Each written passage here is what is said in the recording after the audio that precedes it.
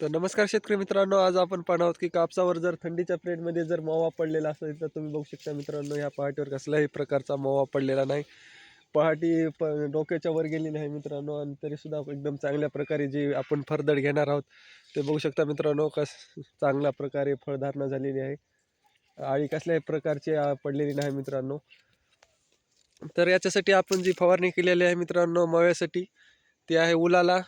आणि आळीचं जे आपण वापरलेलं आहे ते आहे मित्रांनो क्युरियाक्रॉन, जे जे की सिजेंटा कंपनीचं आहे. त्यांचा खूप भारी रिझल्ट आहे मित्रांनो. तुम्ही बघू शकता की फळं आणि फुलधारणा कशी जबरदस्त आहे, तुम्ही बघू शकता मित्रांनो. आणि आपला पहिला जेवढा कापूस निघा त्याच्या दुप्पट निघण्याची शक्यता आहे मित्रांनो. जेणेकरून जे पावसात आपला जे माल जे गळालेला होता त्याच्यामुळं जास्त उतार आला नव्हता मित्रांनो, तरी पण एकरी 15 ते 16 क्विंटल निघालेला आहे. आणि आणखी जे जे आहे उत्पादन मला वाढलं आहे, म्हणजे पहाटेसुद्धा चांगल्या प्रकारे वाढलेली आहे. आणि फळधारणा आणि फुलधारणा खूप चांगल्या प्रमाणात झाली आहे.